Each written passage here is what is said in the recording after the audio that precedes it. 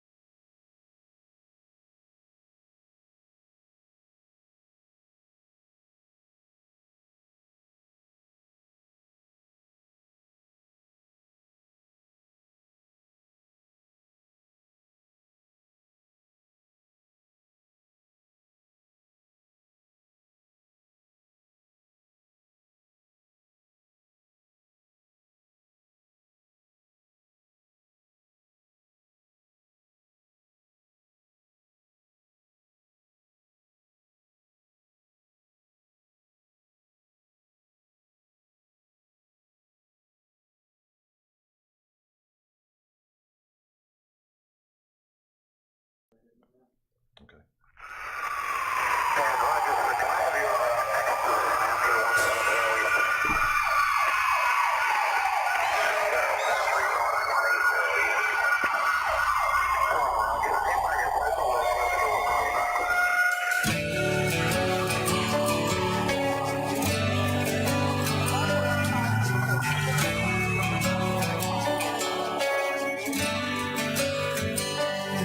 It was a dark and stormy night, nor'easter rolling in. It's a long 12 hours, the power's out again. I pray for inner strength and that we don't lose no lives. Just another day in the first responders' eyes. Half a cup of coffee's gone, the first run comes in. A car slid off the road, there's a family trapped within. My heart beats like a hammer, I can barely catch my breath. I'm thinking the worst and hoping for the best. Yeah, we ain't superheroes, we're just ordinary people trying to make a difference, and the first on every scene. It's a heavy, heavy burden to carry all this burden when you can't unsee the things you've seen. It keeps going on when those sirens are gone. All right, welcome to the award-winning Mad Radio Show here in the Fishbowl, your first responder network in healing our heroes. With John and Sam, we are dedicated to providing first responders with the most updated mental health resources available and bring them live to you. We are broadcasting from Globe Life Park, the heart of the entertainment district here in Arlington, Texas. And like I said, we are in the Fishbowl, which, Sam, I got to tell you, I'm looking at that book right now. What is it? Irony. What is it entitled? A Life in the Fishbowl. And we're not talking about us. Life in the Fishbowl. You know, we have an amazing show. One thing with Tegan, and I say that right, Tegan? Yes, sir. Okay, because I'm real bad with names. Tegan and Holly, right? Right. All right. Tegan. Nice job. I know. That was it's awesome. amazing. Amazing. See what happens when I eat a couple of fruits and vegetables and I start getting some sleep. Yeah. You know, it's been a whirlwind weekend, and you know, we have done so much in the last 4 weeks, Sam. I'm glad to have Tegan and Holly in here to discuss this, because this is something that, you know, when we talk about healing our heroes, this is something that goes beyond sometimes. When we think about post-traumatic stress, when we think about the stress of the job, you know, we talk about car accidents, we talk about domestic disputes, we talk about all that stuff. We never get into something like this. Yeah. this is something that goes way beyond the normal daily law enforcement life. And I got to tell you, I mean, it's first of all, thank you, Holly, for just I asked her right when they walked in the door. I'm like, hey, could you be on? Could you be on with Tegan, because the stuff that you cover in the book, and we'll bring people in and let them know what we're talking about in a second here. Yeah. It is key. It's part of what we do is a badge of honor, healing our heroes with trauma behind the badge. Hey guys, if you're listening, I think Thayer's on.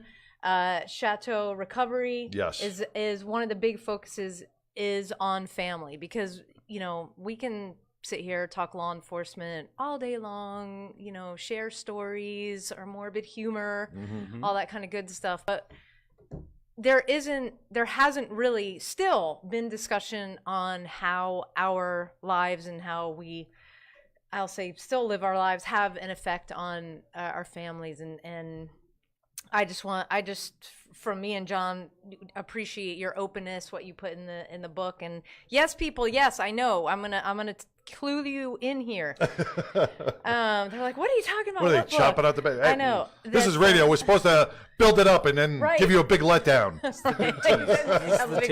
is the tease. Exactly. So, well, why don't we just can we see it on camera? This is what we're talking about. This book called Life in the Fishbowl.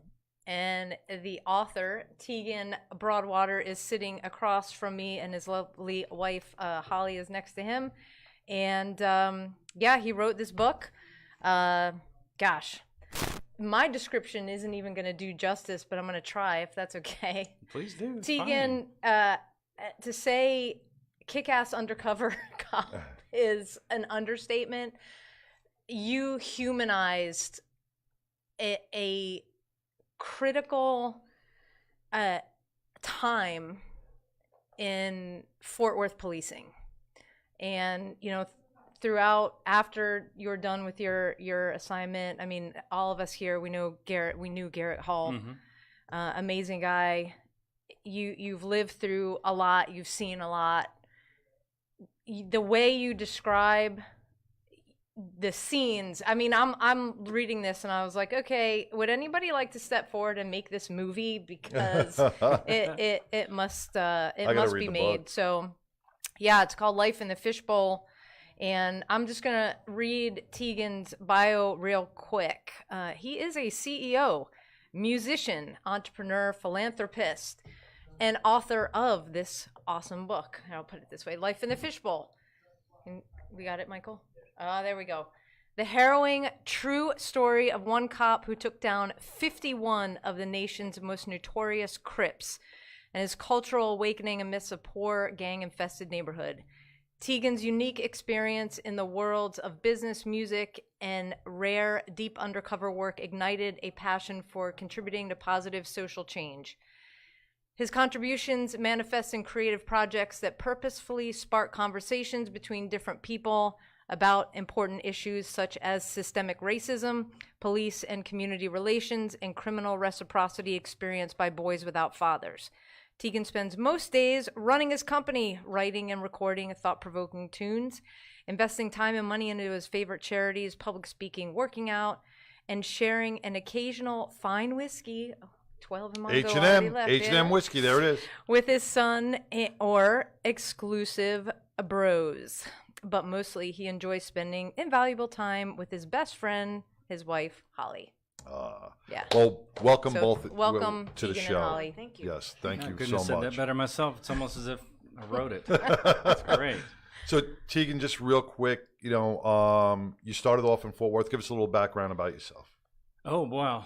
The quickest version is I grew up as an aspiring musician and went to school to study music, studied jazz actually at North Texas State. Oh, wow. Which kind of dates me. It was now University of North Texas. Took off from school and was touring and doing regional tours and stuff like that with groups. Got signed to a little deal and got nothing but frustration from the actual music business. So, since the fourth grade, that was supposed to be my destiny. So I feel like it was advantageous at that point. I was trying to think, well, what else could I possibly do? At no point in my life I'd ever considered doing anything else, and had a handful of cops that used to come watch me play and stuff. And so They talked about doing law enforcement work, and I thought it sounded great. I was like, hey, can I sign up and go to SWAT, or do I have to do Right.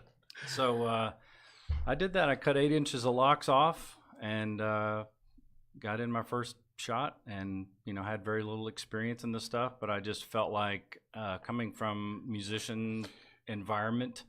I know you're a comedian. That's what makes it very unique. You came from a musician's background, into a law enforcement life, and did so well at it, and made such a difference and made such an impact. For someone that wasn't born bred into it, or when I was 8 years old, I wanted to be a cop type of thing.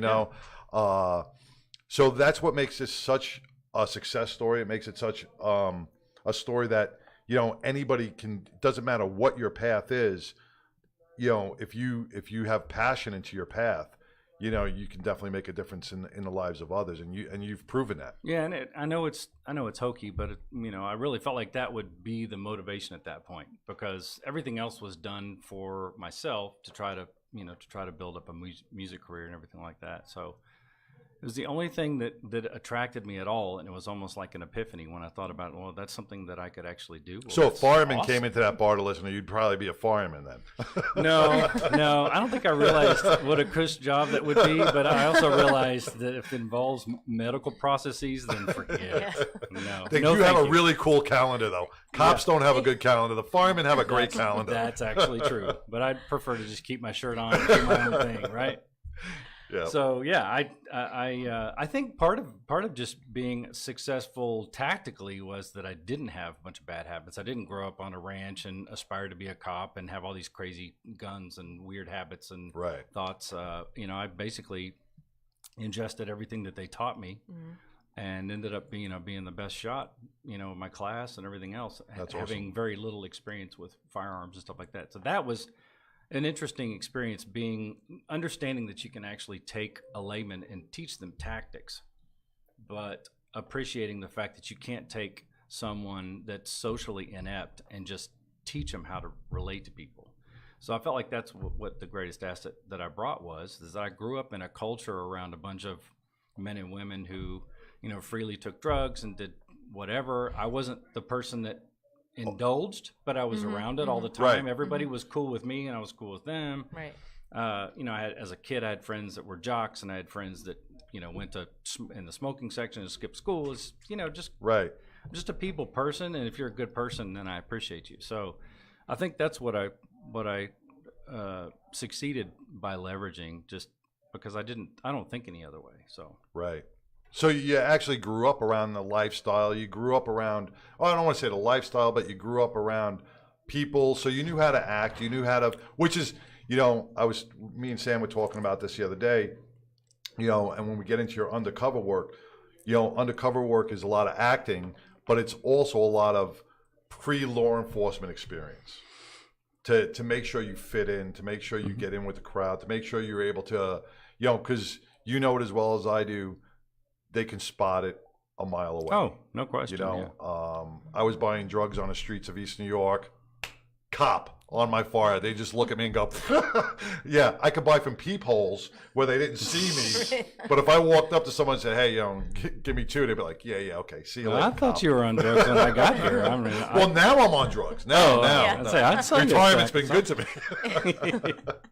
But, and that's key into what played into your successful role into what you did. So well, and that's the most amazing thing, because when you were referred to us, thank you, John Edmondson, and I'm like, let me go online here, and I'm looking at this clean cut white guy, and I was like, wait, Undercover, Crips, Fort Worth.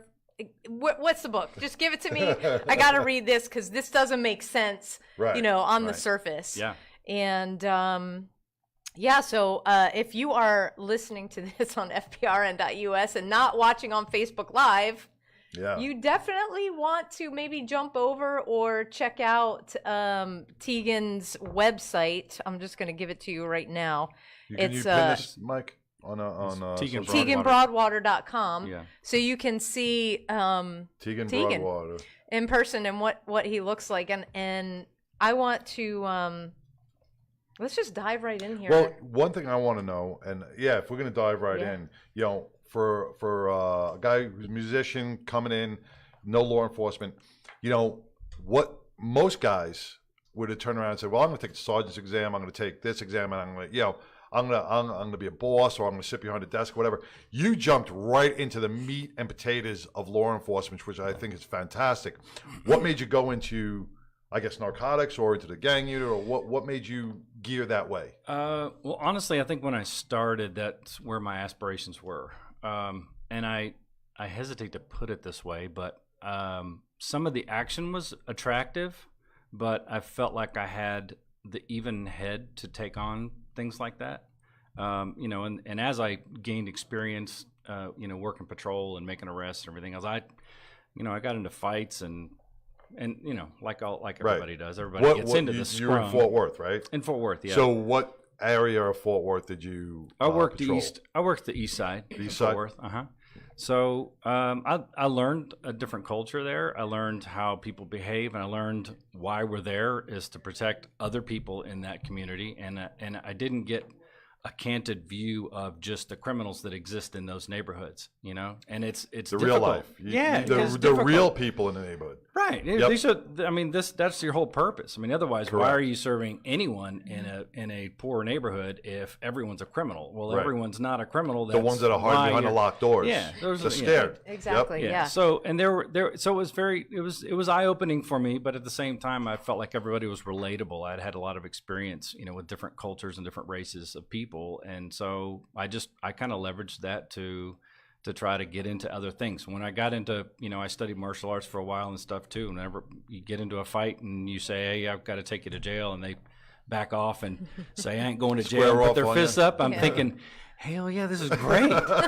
But at the same time, when you get control, I also am not taking it personally. It's like, hey, Right. that was fun to take care, and, you know, we'll literally sometimes be just cutting it up on Yeah. the way to jail, because look, it's not personal. Like, It's business. you're trying to get away or fight me, and I'm trying to do my job, and now that it's over and we got into a scruff, that was kind of fun. And You want a hamburger on the way yeah, to jail? so what do you do? You know, besides this. So yeah, it was super eye opening, and so, you know, that was my whole thing. Is I thought I'll get into undercover work. Ultimately, is what I really wanted to do, because I really felt like my background just lend itself to having a successful opportunity there. I didn't really know this, but I thought this, because hell, I didn't know what undercover work was. Did you deal with a lot of in east side of Fort Worth? Did you deal with a lot of narcotics and gang activity in your area? Oh, yeah, tons of it. It was Yeah, tons of it. You know, there's lots to do. So I think in any large city, if you work in some of the poorer areas, you're going to end up with crime and issues that are a result of people being poor and Correct. put in poor positions. And you have opportunities to abuse privileges in those cases. You know, you've got lots of people that can't afford, vehicle insurance. If you're the guy who's just going to stroke people's 6 tickets because they can't afford this or that, and you just want to get your nugget book, and whatever. yeah, get your I mean, books on, there are right. those guys and Right. girls, Right. and of course, those are the ones that everyone remembers. And I was the same way. So look, I grew up respecting police, and I was the yes sir, no sir, yes ma'am, whatever. And when they pulled me over all the time because I was the long-haired dude, and, you know, stripped my car down. I remember one time on my way back from Houston, I had a gig. I had an 8 o'clock class, but I had a gig on a Saturday or Sunday night rather, and it ended at 2 a.m. So I packed up all my drums at the time, loaded into my 77 Caprice, and start trying to haul down up from Houston so that I can get 2 hours A short of sleep. 5-hour Right, drive. right. Yeah, Right, hey, but, exactly. You know, it's nice to be young, but and I kept having this car, you know, kind of pull up and then pull back, and it was kind of messing with me. So I kept trying to keep a distance or whatever. Eventually pulled me over. It was a DPS unmarked vehicle or whatever. He came up and asked, and I was very respectful and hadn't been drinking, and he asked me all the questions. Started searching the car. I told them what everything was, and then they had me stand away, and they brought some other people in there. They tore everything up, took all my equipment out of their cases, threw it into the Musicians got to into be the on side, drugs. Right. yeah, Gotta threw it find into something. the side of the road, broke my my turn signal lever, Oh, wow. broke my glove box trying to get into it when I had a key, but nobody asked me for it.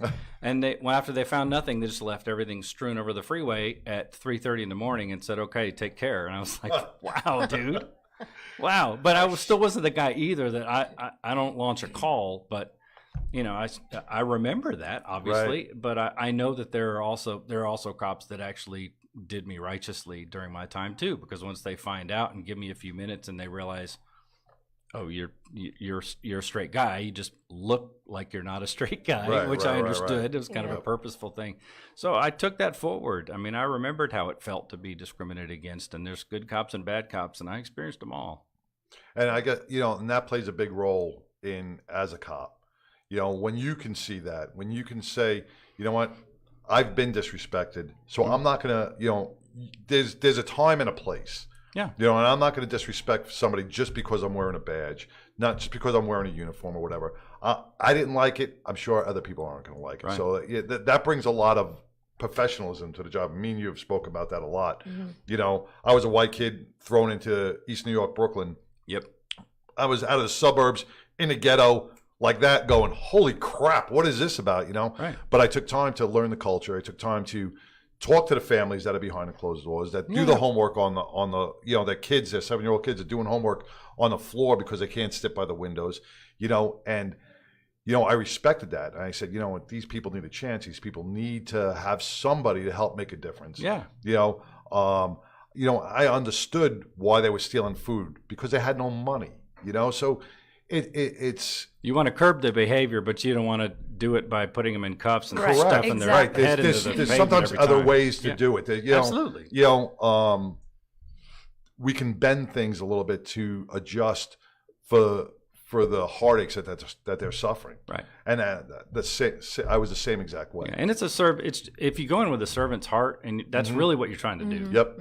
Yeah. Yeah. It's as simple as that. But you can't teach that. You can show people perspective and open their eyes and have them realize, oh, I never realized that. But you can't take an a-hole and just tell them to have a servant heart, Right. and understand that this is a different culture and this is how they're thinking. And if you speak to them with respect, then you'll get a better understanding. You're the one that needs to learn, not them, and et cetera. There are some people that just can't be taught because you put a badge on and they think they're and it's a power trip. It's a power, power yeah. trip. When I was about 8 years old, I used to go to Grand Union. My father was a produce manager in Grand Union back in Queens, and he'd take me to work with him, And I was the little kid just breaking up boxes and the whole bit. But I was, I'd wander around the store, and I saw this old lady one day loading up her purse with apples, oranges, and a whole bit. She was filling up bananas, all this fruit.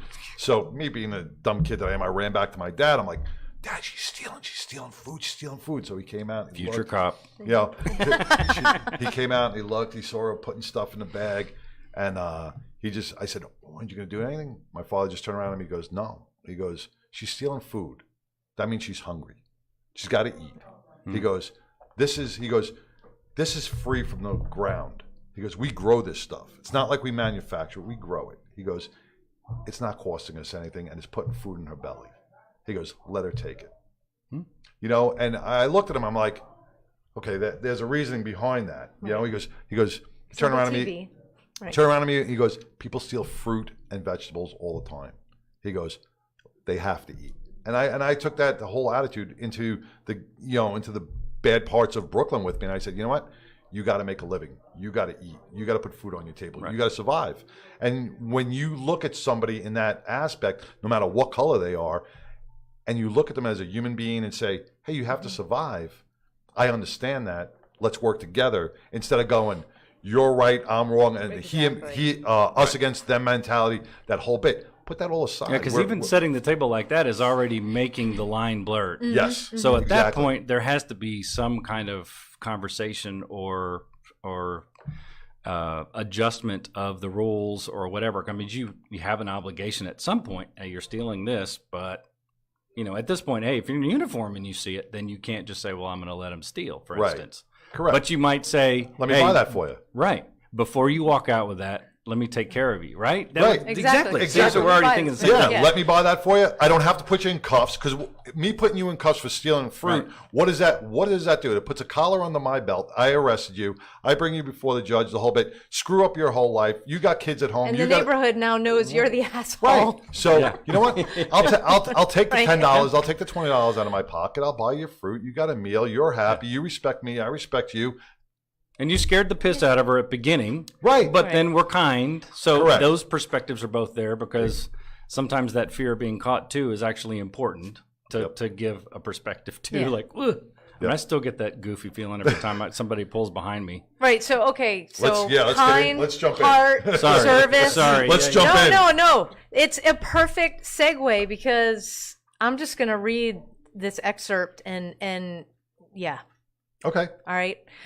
I knew the road to X-Man ran first to Trey's house. I gunned the bends to a smooth 75 through light traffic. The sun had been down for a couple of hours, but the temp was still hanging in the high 90s. In the distant oncoming headlights, waves of heat ghosted off the pavement, dancing to the driving beat of my overworked stereo. As we approached, I turned down my radio, lowered my windows, and looked up to the heavens. You helped me get here, so I assume you'll get me out. I often threw out short conversational tidbits just to make sure my back was covered. We made the Fishbowl in 15 minutes. My plan was a low-key transaction. Score a bird, a kilo of cocaine, hang and shoot the breeze for a few minutes, then bolt. My purpose tonight wasn't to bust Trey, who was the classic middleman, a few steps up from street dealer, but below top management. I was engaged in brand building and selling my persona. I was T, a no BS, cash heavy guy from the rich side of town with a long list of wealthy clients from uppity country clubs and West Side inheritors. To dig deeper into the Crip hierarchy, I needed Trey as a reference. The first sign that my plan might be screwed, though, came when I saw Bug get out of his car with Carlos in tow. This was the friend he had mentioned, Hispanic, short, quiet, and unassuming. Bug reintroduced him to me. We met several weeks prior. We nodded toward each other in general respect. I was not pleased to see him again. Bug had filled me in on Carlos before. Working from northern Mexico, Carlos had supplied half of South Texas with cocaine before he got too much attention from the feds and retired. His business affiliations, Los Zetas, was responsible for thousands of drug-related kidnappings and murders, including police, politicians, and federal agents. They were famous for decapitating police officers and leaving their heads on the courthouse steps.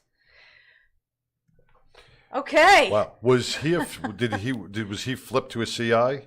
Was he a CI or was he a target? No, actually, he had nothing to do with my investigation. So this is, and you'll admit, a lot of this stuff, I this isn't a Batman story. This is like a real story. So even the dunce moves are exposed in here. So the fact that I'm meeting up with the CI to go do an intro and see if I can get a buy, and then he brings some perp with him that I know has no business hanging around us, especially knowing that he's already been into some other stuff that I don't know about. Right. You know how CIs work. So he's thinking, hey, cool. Oh, Carlos, hey, come on. Hey, I'm running there and come on with me. I think, dude, you moron. What are you bringing this dude?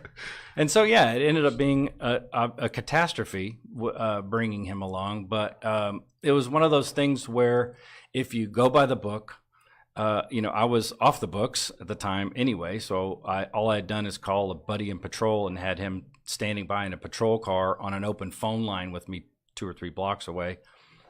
So I wasn't wearing wires and setting up cars everywhere like you would procedurally, because these guys are they're too quick to do business and too savvy for that kind of crap. Right.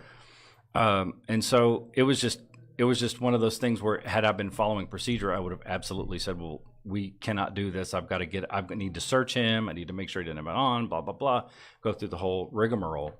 And instead, I'm like at the threshold of this house and I'm trying to get this freaking deal. You went off book for Well, I was off the books already. So, Yeah. so I just thought, well, let's just go. But again, I was not pleased. But I was improvising anyway, and the opportunity was rare, and I just decided to take that risk on faith and just hoping that I could get to the next level, because that opportunity doesn't open very often. Right, like I said, right. So.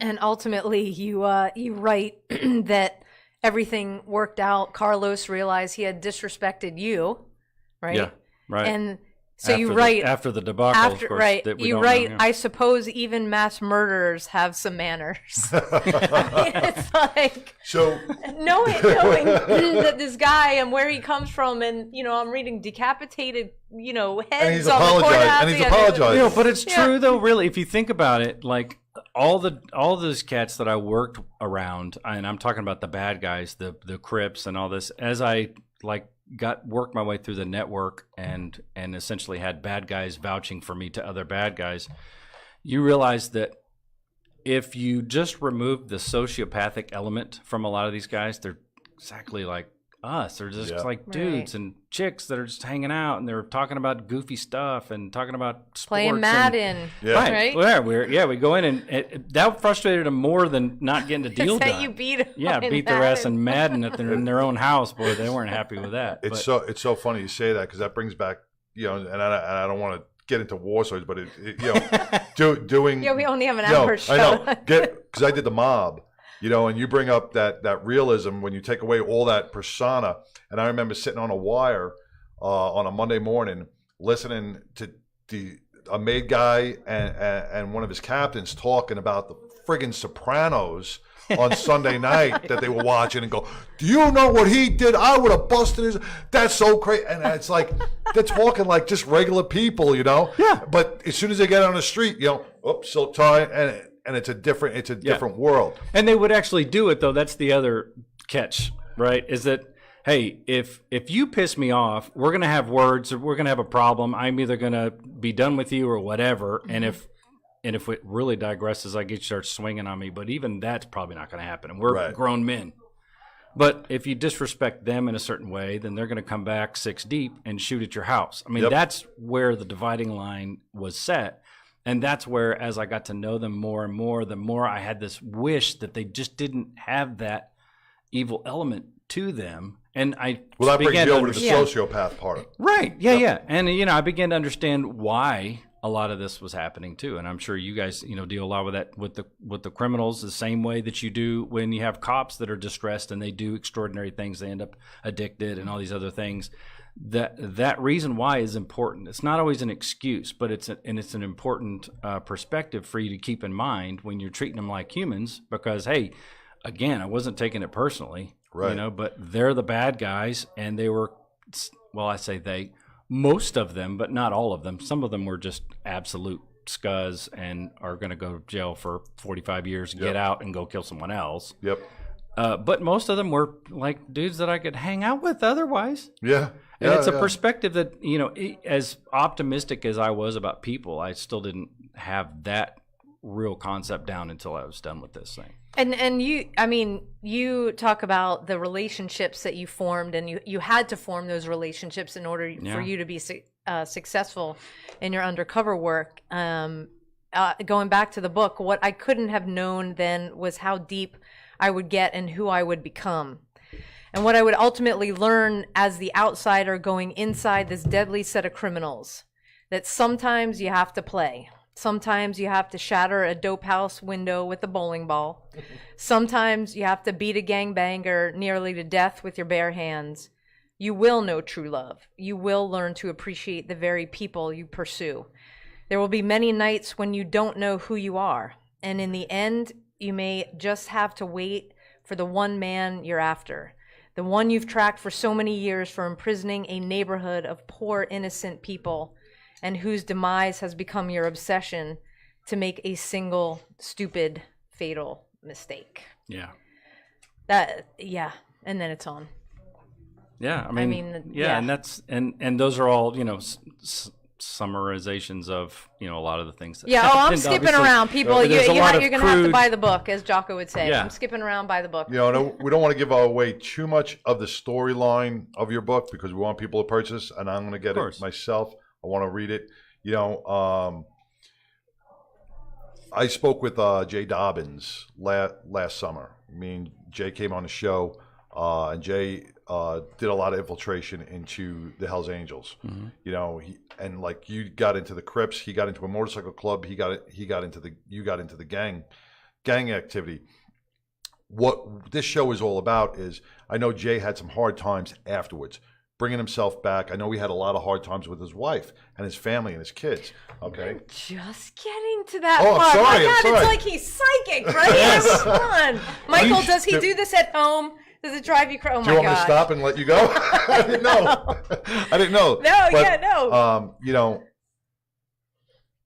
I want to know how you got through that, because a lot of our law enforcement out there, a lot of our first responders out there, deal with a lot of different issues. The ones you already dealt with, right? Now compiled onto that is the undercover work, the stress of putting your family in harm's way, in so to speak, or that mental capacity. And as an undercover, and I know you yourself has to change. You have to change because you can't be the husband. You have to be the drug dealer. Right. Right. Yeah. So you live that life 8, 10, 12 hours a day. You become them. You know, I became the loan shark. I became the degenerate gamble. So I mean, I treated people like shit. I spoke like them. I'm sure you got the same way, and you took the blunt of it, right, Holly? Oh, yeah, I mean, yes. Yeah, I mean, and that's a big thing, is how does a family react to that? How did you guys get through this? And you're here today. You both look happy.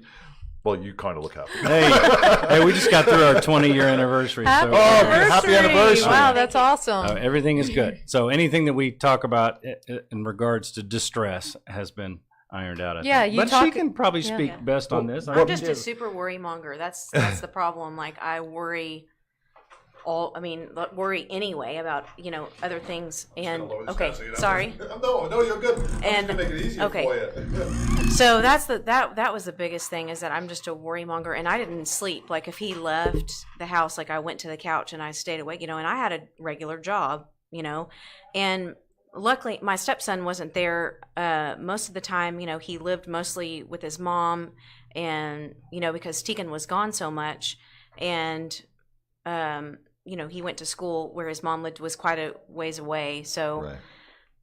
he would come on weekends. And Tegan also coached his football team, so he tried to get to practices and coaching and stuff. So it was me by myself. It's like at being home. a single mom. Yeah. It's like being all by yourself. Right. So I just worried a lot all the time, like worried. And I can't call him because I don't want to interrupt something, and I know he's on the phone, like an open line, like with someone else, like Right. every time he goes in there, because he didn't wear wires. So I just had to wait. It was like a waiting game. I'd have to wait for him to get home, or wait for him to call me and say, just checking in and tell me. So That's the hardest part, right? It's the not knowing, it's the waiting. You can't check in. absolutely.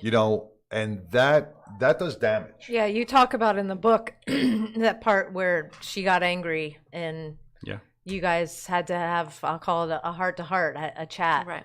Yeah, because Yeah, a it lot. comes a If I point- can precede this, like I actually felt like I had a lot of my own personality in my persona, so I didn't feel like I was like going to dirty my hair and do this and change my vocal inflections and different things. So I felt like I was a lot of myself had I decided to go deal dope and try to get into the game like I did. So Right. I tried to be as relatable that way, because I thought that's the best way to sell it. So I also worried less that I was bringing home something more extraordinary, Exactly. So, however, Mm-hmm. as you explained, it's not always the way I think it is. She has the better perspective of how things are, and she could see the changes, But you over can't. the- You can't see the This changes. is almost 2 years I was Right. undercover. You're for not this going to thing, see the changes because they came gradual and they're in your training. She's Well, going to and see plus it you're because coming home, sleeping for a couple hours, and you're Right. right back Yeah. out. Yeah, and Exactly. and it was nerve wracking for me to know that. I mean, she has to be at work at 8:00 in the morning, and I'm coming home. It's 10:30, and then I get a call at 1:00 in the morning, and I go get back up, and she gets up, and I'm like, I wanted her to sleep, but Well, I wanted to sleep too. But, Right, But you it's wanted not to hard. sleep, right. But anyway, Right. I just wanted to precede Yeah. that with how you noticed whatever changes. I think my breaking point, I think, was because I was so afraid because he was getting such little sleep, and like it was like, it was getting towards the end, and he was trying to do all of these things because he would tell me things because like I couldn't tell. He would come home sometimes, and like I would have. I remember one time I actually was coming to a Rangers game, ironically here, and I had some friends from out of time. They were staying in a hotel. They came over to my house like to meet me, to hang out a little bit before we went, and Tegan actually came home for like 10 minutes or whatever. And of course, I mean, he didn't look a whole lot different. He never cut his hair, so his hair started growing out, and he had a nasty like looking. This is You all can tell, you know what? I can just tell by her here. face how disgusted she was Yeah. in your way. like a weird, and so, and their comment was like, wow, Tegan looks a lot different. Like, do you like the, and I'm like, Yeah, the scruffy well, of thing, course, yeah. no, but, I couldn't tell them like what he was doing. I Right. just said, oh no, they're working on some, some stuff, Right. at work or whatever. They go and do this, it's What do you hard say? because you're Right. just like, what do You you, don't know say? what You to don't want to say. say, you can't say what's really going on because you just don't know. It's not like, I mean, it wasn't like we had, mutual friends, but you just never know. Who knows, Correct. whatever. I mean, Yep. because we went. You got to for- protect him as well. You Exactly. got to watch, Yeah, And we lived in the same city. This was all happening Exactly. too. Right, It wasn't like exactly. they launch you out and you go to a neighboring state. and do Right. your You thing. even drove home. I was a driving home certain 20 way, minutes doing heat runs to Yeah. try to get Exactly. home, but I Right. lived 20 minutes away. Right, yeah. But and which makes it harder on you. I mean, out shopping in the store or going Yeah. to. I mean, your daily routine Yeah. is Jacked up. is Yeah. turned over. It's It was- changed. Well, Yeah, and it was it's, jacked it's, up. It's terrible when you go out in public. It's like we have this we never held hands. We never walked. We kept a little bit of distance walking from each other. Almost like celebrities. Yeah, only one time we were together. One time, and we were outside walking actually, and I always, we never like walked like we were together. I mean, we walked close, but not like completely close to where people would be like, I don't know if they're together or not, kind Right. of thing. And we were walking, and this Hispanic guy came out of I think we were walking by. It was like a club, some kind of like bar or something like that, and came out, and he was, said tea. And I immediately heard him say that. I didn't even look in that direction because I didn't want him to think that I was, like the name was Right. familiar. Right. And I just kept walking, and he, stopped and talked to him or whatever. And I just kept walking like as, far, and just didn't say anything, just kept She- going. You know Bought what's into the scary about program. that, though? But you know what's scary about that? And this is what we talk about when we talk about hypervigilance and hyperarousal, right? In post-traumatic stress, we're supposed to feel that. Yeah. Right? We're supposed to feel that. Which you did, and Right. trust me, No, when no, you no, read yeah. this, No, it I was But, like, understand. but you know what? Your she wife wasn't. shouldn't be Yeah. feeling those hyperarousal and that hypervigilance state when you're walking out. Me and you. I know. You know what I'm saying? We as first responders, we know that we're always on the guard. Our We heads signed are on, up for it. Right. Exactly. Our So to heads are speak. on a swivel Sort of. at all times. Not really, but sort of. Signed Right. up for it, yeah. But our heads are on a swivel at all times. Our spouses aren't supposed to be hypervigilant. Right. They shouldn't have to worry. And it seems like your hypervigilance bled off onto Yeah. you. You know? Well, plus the fact not sleeping. Yeah. Not sleeping. You know, and that I has a did. I huge- will say that I did a couple of times ride out with him when he was in patrol. Like when they did ride outs, I did ride out with Before him a few undercover times, work, and obviously. Right, right. it Come on, was- hon, we're going to go to this drug deal. yeah. And it was ironically when his book was first published, he did a lot of speaking things, and I went with him, and it seems like that I always graduated to the stage with him because people wanted to ask questions. And one of the things, almost the number one question, there's always two things some people ask him. How in the world did you do this when you're white and you're, infiltrating the Crips? Right. And then they ask about the cops scene. Every single person asked about the cops, what happened, when he went to the house and he was on the TV on an episode of Cops. Everyone always asks those two questions. And Oh yeah, the first- it's I'm reading, I'm laughing, I'm Yeah. like, I'm reading the book. Yeah. Okay. Yeah. So people, sorry, we're not going to ruin that story. You're going to have to go buy the book. So anyway, he had a hard time answering the question when people asked him how, but so I had a conversation with him after the first time. I was like, okay, I can help you with that question because I know exactly how you were able to. And it kind of goes back to what you guys were talking about before is when I rode out with him, he was an acquaintance to me. Didn't know him. I was in college working, part-time. And like there was a group of us. He worked off duty, where I worked. And so. Oh, so she was just a ride along? She was just a ride along that you picked up? That's how I first No, not randomly. Yeah. But we were already That's how we yeah. met. But Right. so I get into his. I did tell you he's a comedian, right? I did Yes. preface Yeah. that, so he's going to use. That's okay. Yeah. I'm gonna do a play on it. And he worked midnights in Eastside, which was eye-opening for me because I'm like, did not have any clue that this kind of area even existed in Fort Worth. Is he East Side? And I please don't. I don't want to offend the anybody. Fishbowl Is that is like a- Stop 6? Stop 6 is east. And That's then, east side. And then it runs all the way from Stop 6 all the way west to 35. Okay. Yeah. So essentially, does basically encompasses the spot between, and then 30 is your other northern barrier. Okay. So anyway, it was really busy. We went on lots of calls or whatever, but I was very taken by his demeanor towards the people that he encountered.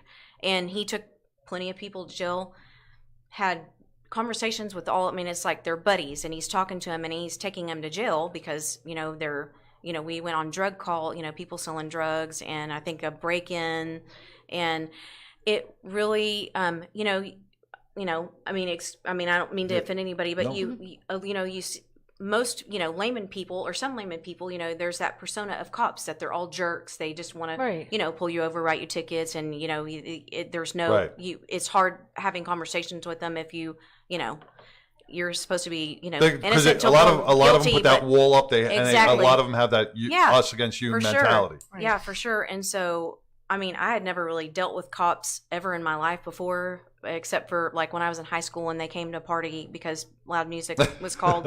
And then, they give people tickets for, underage drinking or whatever. Right. And then, which I never got. But of course yes, not. Tegan bought me my first drink when I was 21. You would actually be really surprised. Yeah. That's a whole nother episode. So anyway, I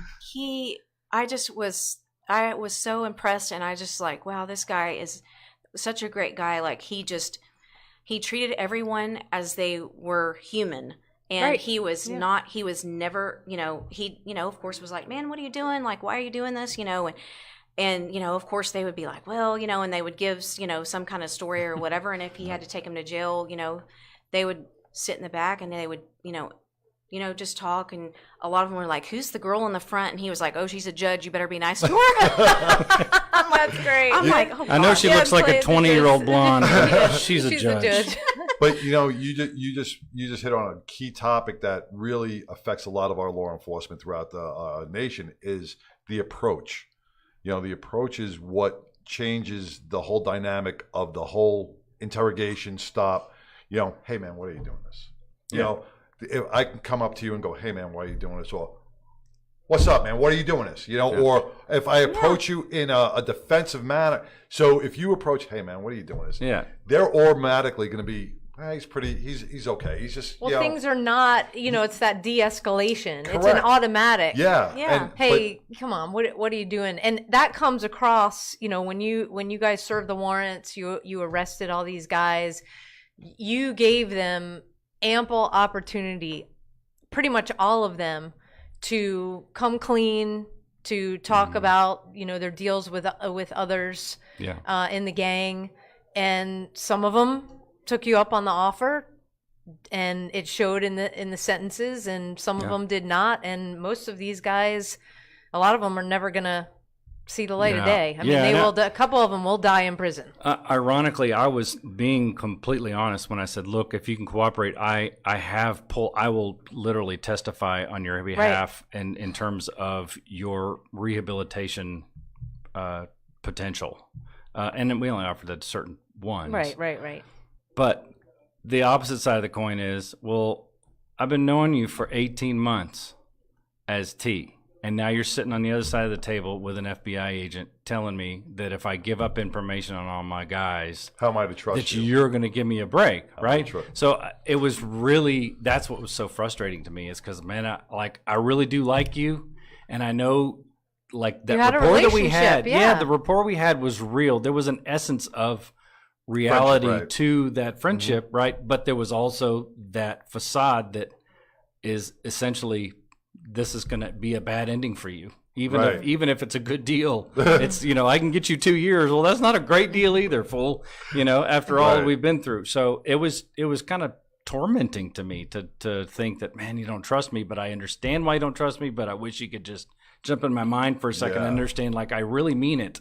And like what you said, the ones that took me up on it, I testified for them and said, look, I really feel like they got a chance. And like I said, there's a few Did it of work with the? Did it have? It had power with the judges. very short sentences on Good. on a handful of them. And you guys know you can't absolutely control. I Right, can't right, guarantee right, it. Right. But that's why I said, look, I'll testify, because I had the ear of the U.S. attorney and the FBI 'Cause, agents like, that was running the case. So. Do you like dickhead cops? You got dickhead judges out there. Yeah, Just, well, the yeah, had a judges- bad day. Had a bad. I got into a fight with my wife. I'm gonna take it out on my next defendant. It happens. Yeah. Yeah. But, Wow. Well, this is, folks, this has been eye opening. And again, our hour goes by way too fast. Sorry. And so everybody go out, buy the book, Life in the Fishbowl by Tegan Broadwater, sitting right here in the studio with his lovely wife, Holly. And if you don't mind me mentioning that all of the profits go to Hope Farm, all of the profits from any of the book sales go to Hope Farm Inc., which is What is that? It is an organization that mentors children of incarcerated parents, Excellent. boys in particular. Excellent. And Okay. you can read more about Tegan's work and why he's so passionate about that, because again, this is not the us versus them, what we see in the press, what people kind of get in their head. Holly, you did a great job explaining that. This is a man who took it upon himself to throw himself into one of the most dangerous gangs that exists in the United States and make a difference. And you did make a difference in that community big time. It's at the end of the book. Yeah. Go buy the book. Don't That's all I give it can away. How do I know the butler didn't do it, or say. Right. Come on. Now I know it turns out to be a happy ending. He just sat here and told you he went But to I that didn't and know sat that. on the I want to stand. read the book. Okay, it's a happy ending for some people. How about that? All right, I'll take that. And I appreciate you guys too. I appreciate your backgrounds and learning about you guys and what you've done too. So both Holly and I really appreciate what you guys are doing. Also, it's really, really fantastic you're things. welcome. I'm happy that you both came through this. I know it's probably not it wasn't probably an easy road for you guys to go through. It was probably real Reconnect, tough. yeah. And I'd like to one day have We you have to guys have back. a part two. I'd like to yeah. have you guys back, not really discussing the book, but discussing the spousal aspect of it, of really getting through this together and what it takes. Because you know what, there's a lot of law enforcement officers across our nation right now that are going through hard times, do not know how to react, do not know how to ask for help, and do not know how to communicate with each other. Right. And I would love to have you guys back on the show so we can discuss the communication factor and the healing for other officers. I think that would be great. I think she you guys, says yes, so we want her to be back. See, communication. As long as she says yes, I'm here. We're That good. means yes. We're good. Oh my gosh! So guys, if you want to support Mad Radio, to have continue to have awesome shows like we just had with That goes Tegan so and fast. Mallet. They go so fast, right? Hey, jump onto a badgeofhonor.com, click on Mad Radio. There's a donate button right there because there's a lot of stuff in the background that you don't know about. You can also go. We're gonna put Tegan's book on the Facebook page, right? Yep. Okay, so Gonna put it right next to your book. thank you. You got a book? I need to go read it. Thank you. So, you can buy my book, but buy Tegan's book first. Buy her book, buy Tegan's book. My book will be out soon. Yep. Buy Savannah's book. There's a whole boatload of ways to support. And hey, if you haven't thought about it, I've been told it's the most unique way. You want your Texas license to carry? TheTexasLTCOnline.com and pick it up for $49. Helps out Mad Radio.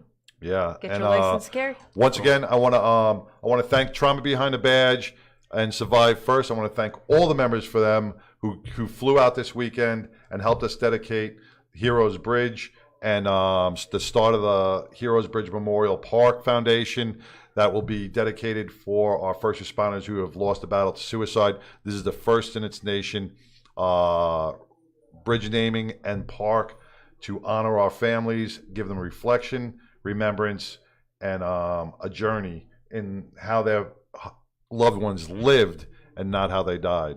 So I want to give a special thanks out also to Frontline Crisis Response Solutions, Healing Springs Ranch, the Block Foundation, Combined Arms, Heroes on the Water, who joined us out on the bridge, Our Watch, Blue Help, Stay the Course, 22 Kills, Survive First, Trauma Behind a Badge, and once again, the book, Life in the Fishbowl. Amen. Right? Keep healing your heroes.